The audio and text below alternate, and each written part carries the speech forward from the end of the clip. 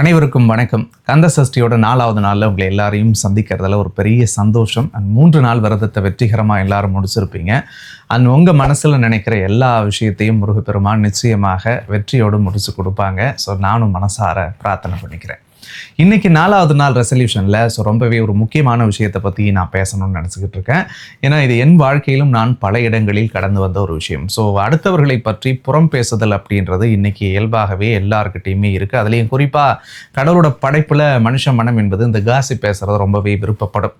So பொதுவாக பார்க்கும்பொழுது பார்த்தா, ஆனால் இந்த மாதிரியான நபர்கள் என்ன பண்ணுவாங்கன்னா, நீங்கள் யாரோட பேசினாலும் பழகினாலும் ஸோ அடுத்தவங்களை பற்றி அவங்க உங்ககிட்ட பயங்கரமாக தப்பு தப்பாக பேசுவாங்க. அப்படி இல்லாட்டி அவங்க இப்படி இவங்க இப்படின்னு சொல்லி பேசுவாங்க. ஸோ அந்த கியூரியாசிட்டியில் நீங்கள் என்ன பண்ணுவீங்க, அடுத்தவங்களை பற்றின எந்த புரிதலும் இல்லாமல் உங்கள் கூட பேசுகிற நபர் உங்களுக்கு ரொம்ப நெருக்கமான நபராக இருக்கிறாருன்ற ஒரே நம்பிக்கையை வச்சு ஆமாம் அப்படின்னு சொல்லி நீங்களும் அவர் கூட அடுத்தவங்களை பற்றி தெரியாமலே நிறைய நாட்கள் கண்டிப்பாக தப்பாக பேசியிருப்பீங்க.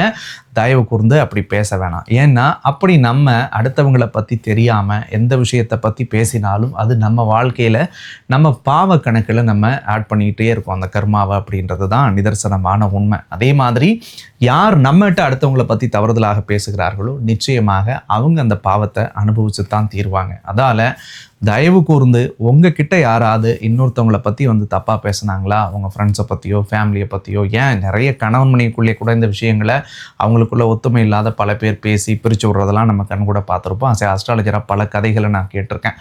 அந்த மாதிரி ஒருத்தவங்க இன்னொருத்தரை பற்றி உங்ககிட்ட தவறுதலாக பேசும் பட்சத்தில் அந்த நபர் உங்களால் தவிர்க்க முடியாத நபராக இருந்தால் நீங்கள் என்ன பண்ணுங்கள், அப்படிங்களா, சரிங்க, ஆமாங்க, ஓ அப்படியா அப்படின்னு கடந்து போங்க எளிமையாக. அப்படி இல்லைங்க, எனக்கு தெரிஞ்ச வரைக்கும் கேள்விப்பட்ட வரைக்கும் அவங்க ரொம்ப நல்லவங்க தானே, எனக்கு தெரிஞ்ச வரைக்கும் அவங்க ரொம்ப நல்ல விஷயமாக தான் என் கூட நடந்துக்கிட்டு இருக்காங்க அப்படின்னு சொல்லி அந்த சூழலை கடக்கிறதுக்கு முயற்சி பண்ணுங்க. ஆனால் இந்த மனுஷ மனம் என்பது கடவுளோட படைப்பில் இயற்கையாக அப்படி தான் படைச்சிருக்காரு. அடுத்த விஷயத்தை பற்றி பேசும்போது எல்லாருக்குமே ஒரு இயற்கையான ஆர்வம் என்பது இருக்கத்தான் செய்யுது. பட் தயவு கூர்ந்து அது வேணாம். ஏன்னா என் அனுபவத்திலே நான் அந்த மாதிரியான பல விஷயங்களை கடந்திருக்கேன். பல பேரோட பழகும்போது அடுத்தவர்களை பற்றி பல பேர் என்கிட்ட பேசும்போது நானும் தெரியாதனமாக பேசி அதால் வாழ்க்கையில் கடவுள் கற்றுக் கொடுத்த பாடங்கள் நமக்கு நிறைய உண்டு. ஸோ இப்போ நான் அதிலிருந்து விலகி வெளியில் வந்ததுக்கு பிறகு வாழ்க்கையை நம்ம பார்க்கும்போது ஒரு புது தன்னம்பிக்கையாக, ஒரு புது தைரியத்தோட, ஒரு புதிய விஷனோட நம்ம உலகத்தையே பார்க்குற மாதிரியான ஒரு உணர்வு நமக்குள்ளே இருக்குது. ஸோ உங்களுக்கும் அந்த பழக்க வழக்கங்கள் அப்படி இருந்துச்சுன்னா தயவு செஞ்சு அந்த பழக்க வழக்கத்தை என்னையோட விட்டுடுங்க. உங்களுடைய வாழ்க்கை மிகப்பெரிய இடத்துல மேல் நோக்கி செல்லும். ஸோ நீங்கள் கொடுத்துட்ருக்கக்கூடிய தொடர் அன்புக்கு மிகப்பெரிய நன்றி.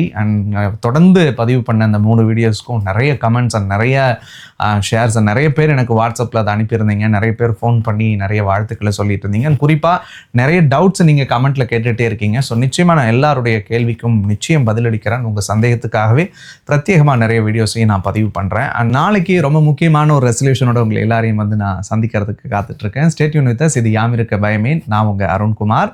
நன்றி.